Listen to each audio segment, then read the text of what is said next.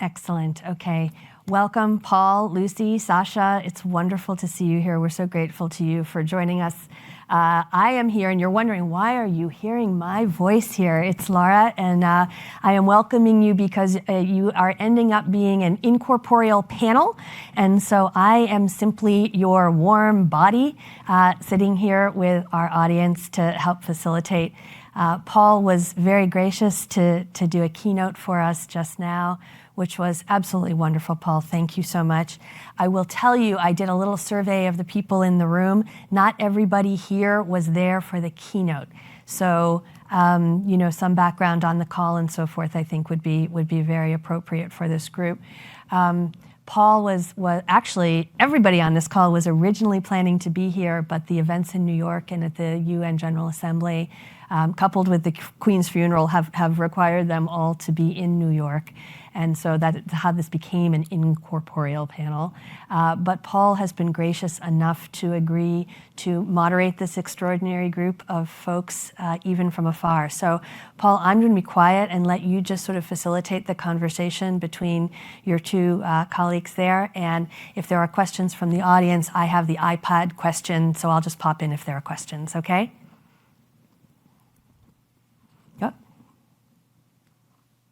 Thanks so much, Laura, and also to Lucy and Sasha Havlicek for joining us today for this panel. It's great to have the opportunity to talk with two real experts who've been with the call from the very, very beginning.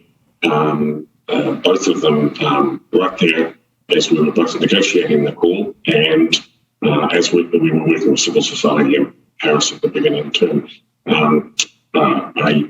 We'll just briefly introduce our ask our two panelists to introduce themselves, actually, if I may. Starting with you, Lucy, just to give a quick snapshot of who you are and why you're on the panel and the background you bring.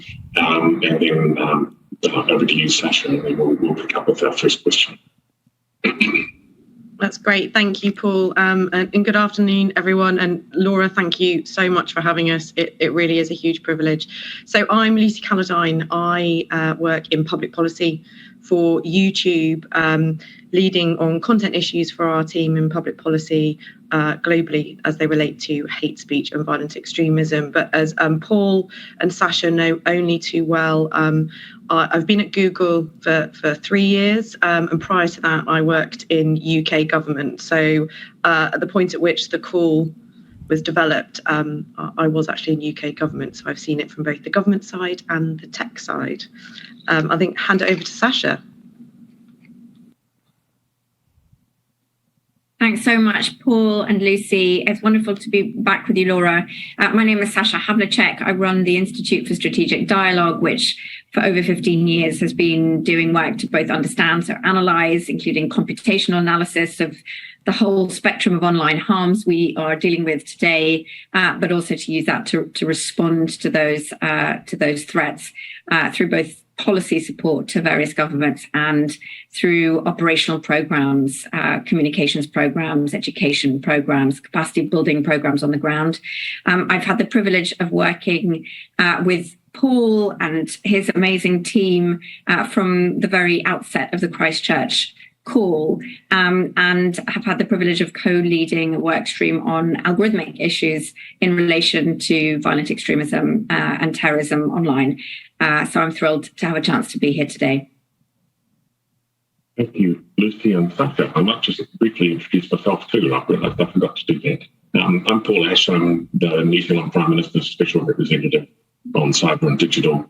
I have worked on the Christchurch call since its inception, and as part of that have had the privilege of working with an extraordinary range of people from across the tech sector, civil society and governments, three of whom I can see on the screen today, Laura, Lucy and Sasha.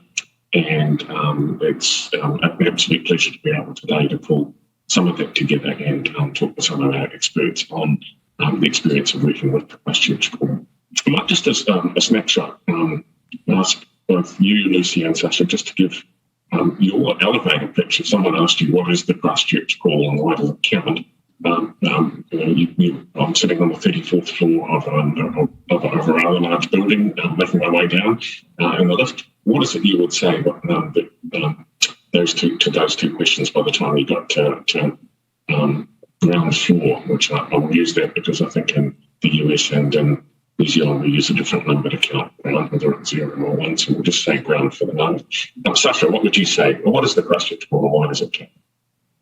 So, the most important features for me of the Christchurch call have been the leadership that Jacinda Ardern has brought to this set of issues, in particular shining, in many ways, I think, for the first time in a comprehensive way, the spotlight on far-right extremism, when it was really extremely overdue, but it was hard actually to get governments and as a result of that, I think platforms really engaging on that issue.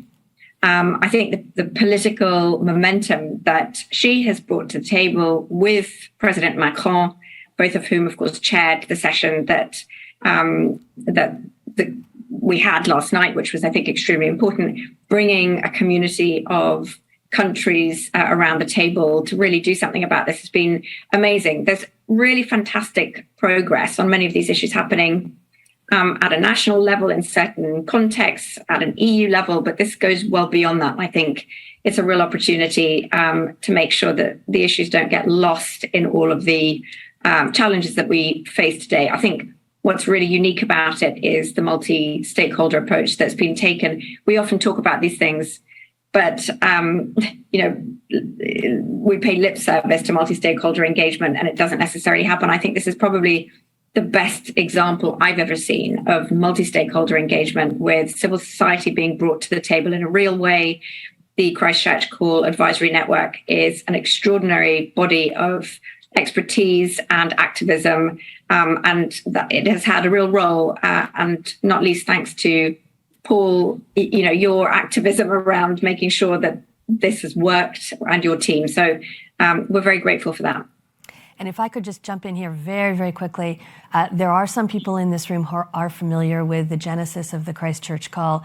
There are some who may not be. If you could just, if one of you could just give us some of the background of how it came to be. Thank you, Laura. I might just ask Lucy to pick up on that one if I could. So I guess, and Paul, feel free to step in at any point. But the genesis of the call really, and this is where I think it's useful to think about where we started and where we are now, I think for all sectors involved. So the call was recognition that between industry and governments that more needed to be done, and for that to be articulated in a set of commitments. Paul spoke in his previous keynote, and I appreciate that maybe not everybody heard that, but the scale with which the live streamed content of the Christchurch attack proliferated, the scale and the speed, I think there was recognition from all sectors that more needed to be done. And already there was this shared mission of recognizing that terrorist and violent extremist content doesn't have a home on online platforms. Certainly from the YouTube perspective, we already had policies in place, but that by bringing our collective might, our expertise across sectors and having this shared set of commitments, we could share more, leverage more, and bring our collective resources to bear down on this challenge. And so what I'd say in response to Paul's first question of, therefore, what does the call mean to us? I think, and hopefully my industry colleagues won't mind me speaking for the tech sector, but in saying that it has built a community.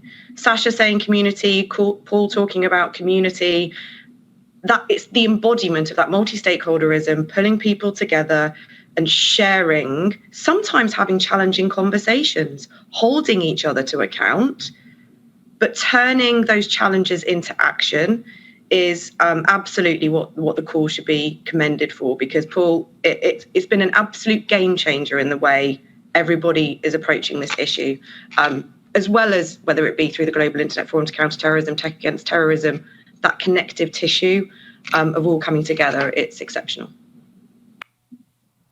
Thank you, Lucy and Sasha. I might just go back one way and just give a short factual basis as well. So what happened in 2019 on the 15th of March was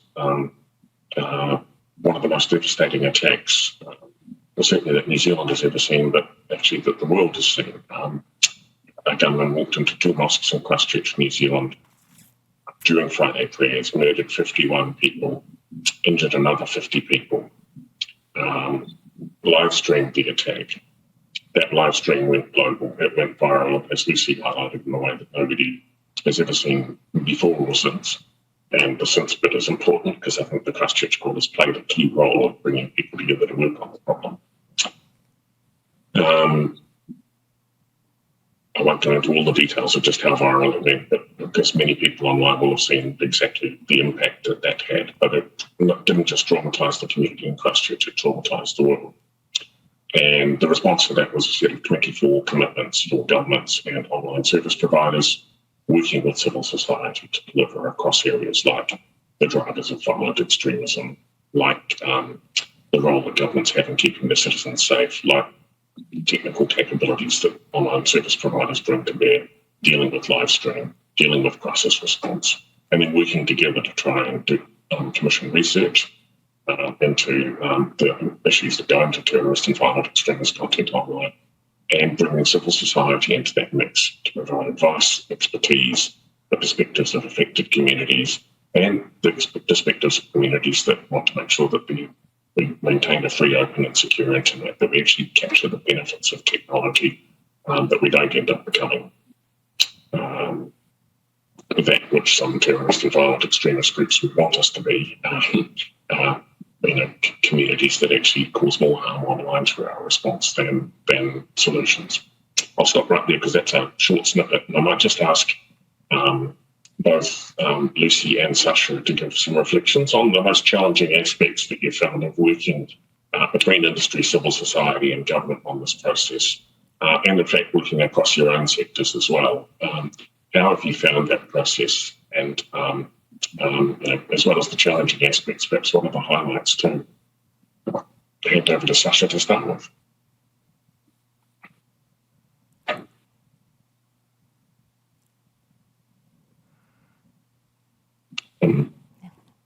Did you? Paul, I'm not sure if you can hear me. We can. And now? Can you hear me, Sasha? Can you hear me? We can hear you. Yep, all good. Okay, wonderful. Yes, can you hear me? Because my screen has stalled. But if you can hear me, I'll proceed. If not, then just write me a note. No, go ahead. We can hear you fine. Yep, and you're moving. We can see and hear you perfectly, Sasha. Why don't we do, maybe if we could, Paul, if we could go to Lucy for a second. Oh, fantastic. So I think. Go ahead, Sasha. We'll go over to Lucy and see if you can pick up that question, and we'll go back to Sasha. Lucy, can you that one up? Of course. Thanks, Paul. So I'd say I think the challenges at the outset were around communication and understanding each other. Yeah. Sometimes there can be language barriers between sectors, but also I think recognition early on that if we were going to be able to exchange, we needed to be more transparent across the board. And certainly industry have really lent into that transparency and sharing more information.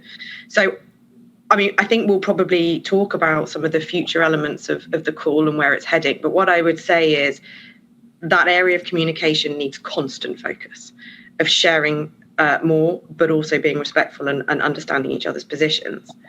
I think it's easy when you have a shared mission to coalesce around that. But what I would say is even within industry, we tend, I think, in the early days of the call, we focused obviously a lot on big tech. And now, commending you, Paul, that diversification of signatories to the call has been really important. But early on, I think the signatories were not representative of the internet. The internet is vast, but we're getting there in terms of bringing in smaller platforms. One of the enduring challenges, and this is an area where I'm really pleased, and we're very supportive of you and the other call signatories of leaning into this, is what do we do about adversarial shift? And what do we do about those platforms that maybe don't want to come to the table? And us collectively thinking through that challenge so that hopefully we can overcome it, because the ability to stem the flow of violent extremist and terrorist content is effective when we bring our collective efforts to bear on it. And so I think there's probably a bit more for us to do there. Thanks, Lucy. That's really helpful. Sasha, I think we have you back again.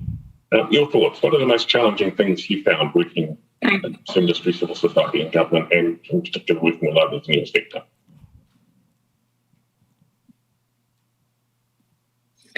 Well, like with all consensus building exercises, things go sometimes slower than you hope.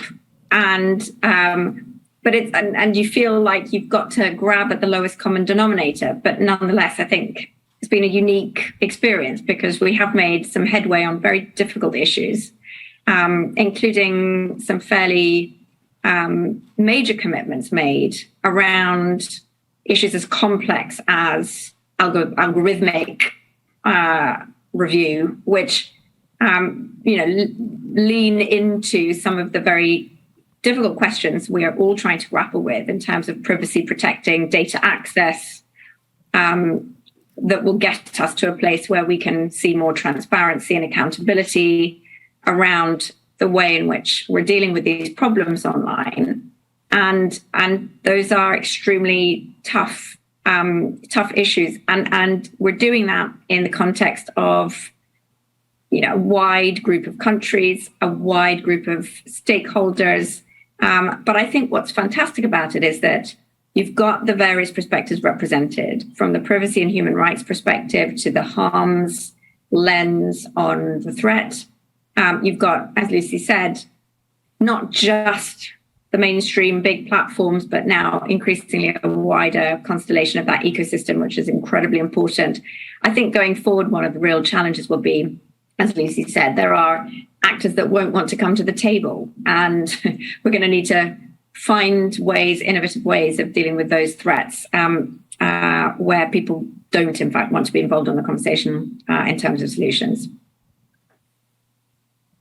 Thank you both. That's highlighted some really interesting challenges ahead.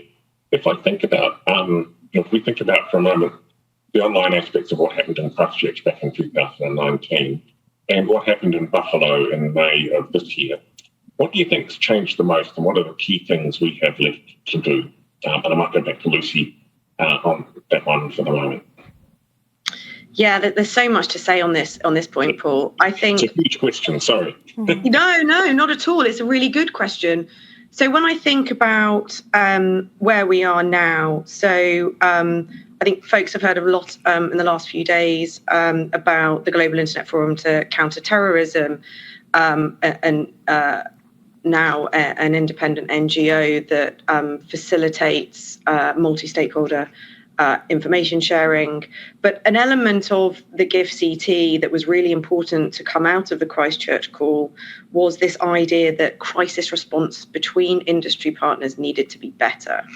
And so when I think now about how that ability to share real-time information, situational awareness, hashes of content to help each other detect and remove content associated with violent extremist acts, that step change, I think, was really clear and evident in relation to Buffalo. The speed with which industry could respond was, to say markedly improved is an understatement.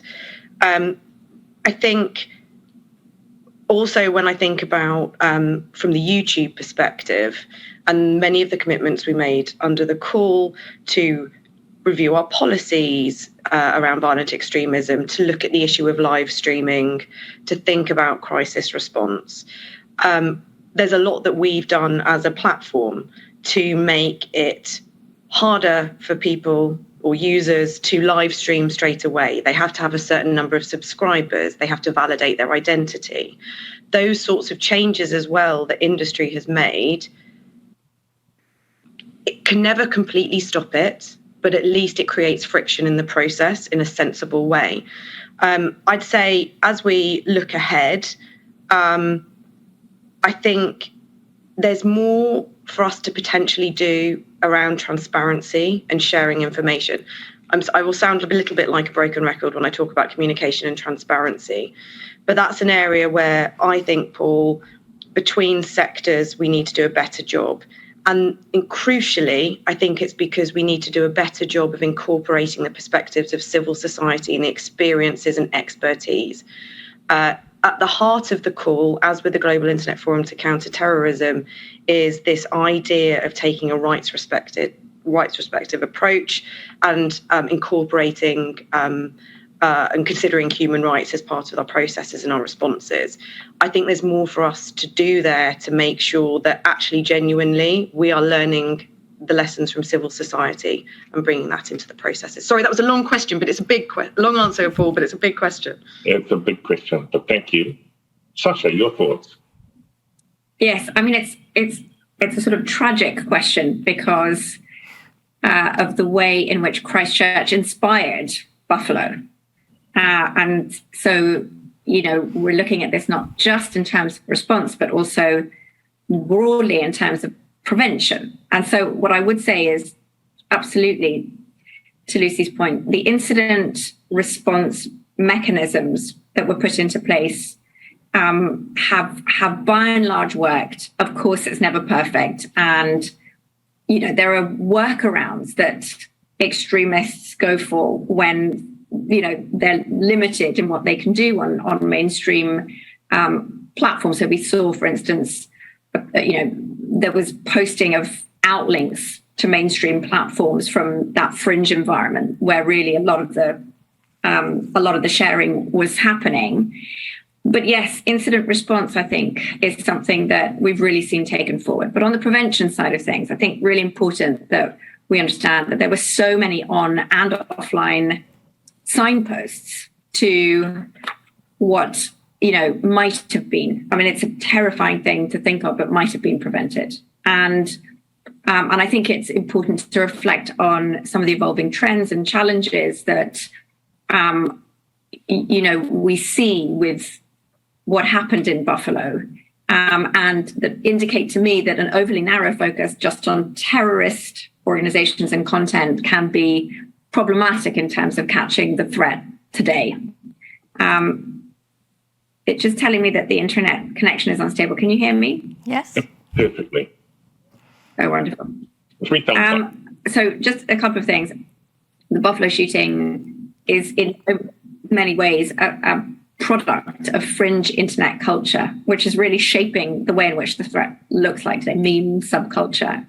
And, you see these kind of post-organizational environments where young people are sort of co-radicalizing across these fairly amorphous ideological environments online, where you see the pandemic having played a massive role. We've seen this huge uptick in conspiracy and in sort of the expansion of audiences for extremism during the pandemic. And so that intersectionality of conspiracy and hate and extremism, you see sort of play out here. You also see the fact, the problem of mainstreaming certain extremist concepts like the Great Replacement. We've done a lot of work on this to show what that looks like. But again, that plays a role in, of course, in this context, in terms of inspiring the attack. And all of those things, I think we have to be really understanding in terms of what we do. Going forward, we're going to have a broader lens on what is a fundamentally hybridized threat landscape today if we're going to catch violence is stemming from across that wider spectrum. And I mean, there are stats on this. There's last 10 years, we've seen a 311% increase in the number of radicalized young people with no formal allegiances to recognized groups. It just gives you a sense of that and a sense of what's to come. Thank you, Sasha. That's a really good sort of segue into the next question. That atomized environment you describe of an internet where connectivity and connections enable individuals to develop their own, but I wouldn't actually even always call them their own ideologies, because they're often quite familiar ideologies, but they're a mashup of a whole range of, as you describe it, post-organizational content. If we think about that environment, we think about the challenges that we see in the online environment. What do you think initiatives like the Christchurch Call should be focusing on as they look into the future? And I'm conscious we had a leaders summit yesterday, which actually picked up on a number of these issues. But if we're looking at a future-focused work stream, which was one thing that leaders agreed to do, what are the key things you would see in that? What are the 2 to 3 highlights for us to be thinking about as a community and for those listening in? Do you like me to go for that, Paul? Yeah, fire away, Sasha, and then we'll come back to Lucy. I think number one is helping build and then operationalize a taxonomy for this evolving threat landscape that I've just talked about. We've done some work for the GIFT CT on a taxonomy for that post-organizational environment. I think now it's really important to move that forward and see how we operationalize it. And it's not an easy thing to do. So that would be, I think, the first thing, really getting our heads around what that looks like. The second is youth-oriented spaces and platforms, I think, have to be, in sharp focus. And that did come up in our discussion yesterday with Christchurch Leaders Summit. And I think there's a lot of political will to get behind this as we see, a major, both an uptick in engagement across these youth subcultures, but also we've seen a rise, 300% rise in 10 years from 2010 to 2020 in the internet playing a primary role in radicalization in under 30s. So that again spells real challenges to come, for all of those that spent a lot of time doubting the role that the internet played in radicalization. We're starting to see that now. I think, that doubt really being dispelled very clearly through the data. And so we're going to need to focus on those spaces. And we've done a lot of work on gaming platforms. We've seen, obviously, the use of Discord, Twitch, other spaces in relation to Buffalo, but there is increased mobilization really targeting very young constituencies. In the UK, we've had the youngest intervention with an extremism intervention with somebody of, I think, the age of 9, which is absolutely terrifying. So we are going to have to get our heads around that now. Some of that is on platforms that I think we can really be working with, Discord, Twitch, brought to the table, coming into those conversations, Roblox, joined the community. Very, very exciting to see some of that happening. I think we need actually a framework for how we identify risk on some of these platforms. We've also then got to really think about how we address those platforms that are opposed to addressing these harms online.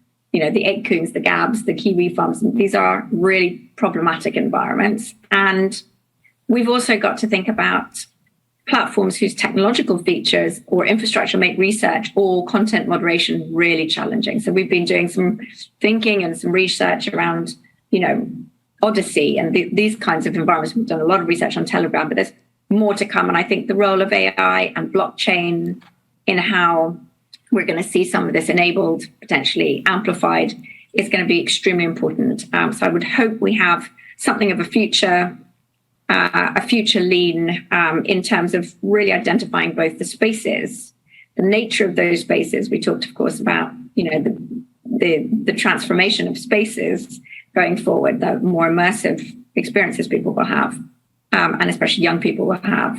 And I think that will also require us to bring people from different sectors to the table. We need more child psychologists, social psychologists in the mix as we think about what that's going to mean. Thank you, Sasha. I might hand over to Lucy and ask the same question. What do you think initiatives like the call should be focusing on into the future? Yeah, thanks, Paul. And Sasha's hit on some really important points, which I agree with. And I think so, we've made a lot of progress, but there's more to do. And when I think about how at YouTube we consider the way we tackle harmful content that might be associated or connected to violent extremism, we layer different policies, whether that's hate speech, whether that's our violent extremism policies, whether it's graphic violence. And the reason I say that is because it's also learning across different content types. And Sasha, ISD, you've done some incredible work around disinformation, misinformation. For me, it's also about how we learn best practices in other areas. And I'd also say that hinges on research and understanding. And so I think it's incumbent on industry to think about ways in which more information can be shared so different issues can be studied. And we've recently built out a research program at YouTube to do just that. But there are always ways of building out programs and improving on that. I completely agree with Sasha on the point about young people. And I think from an industry perspective, this is in two areas, right? This is about thinking about product design for younger users. How can you create a safer experience for younger users? But also how industry, civil society and governments can work together to prepare younger people.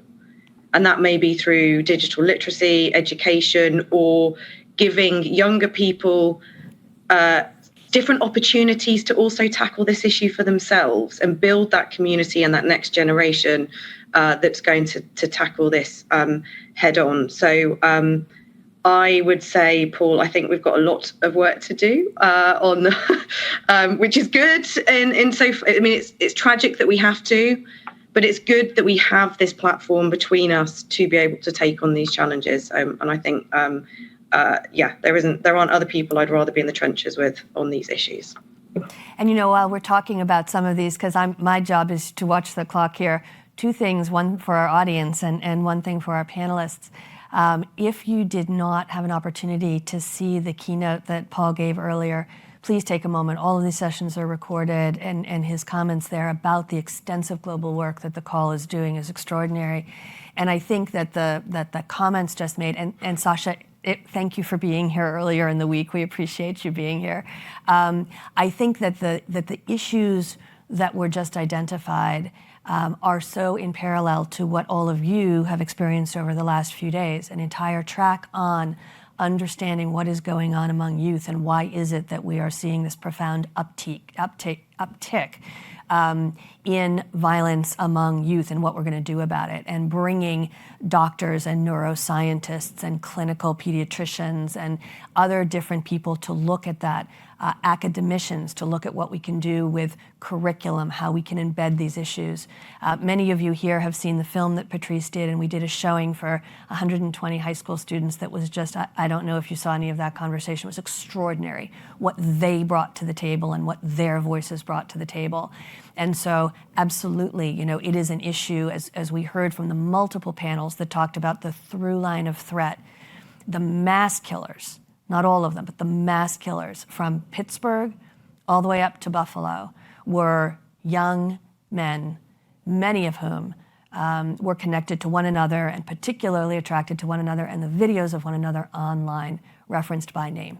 There is a community that is well known and is thriving, and it is important for prevention to be able to identify where that is, where that's happening, and how to interdict it. So all of the panels that you've heard on the through line of threat, the studying of the manifestos, the algorithms that could be developed around that, all of that feeds into what we're discussing here. Similarly, track 2 that we were talking about, the development of clinical treatment standards manuals for psychologists, psychiatrists, counselors. How do we build that? How do we build in the peer counselor piece of that, whether it's coming in from the prison programs and the panels that we had there, whether it's bringing in peer counseling of people who were involved in extremism themselves? How do we build that system of mental health care using the practitioners in the field? Many of the philanthropists who are here are really interested in funding the development of those kinds of systems. And the taxonomy. Clearly, the call is going to be looking at taxonomy of its own.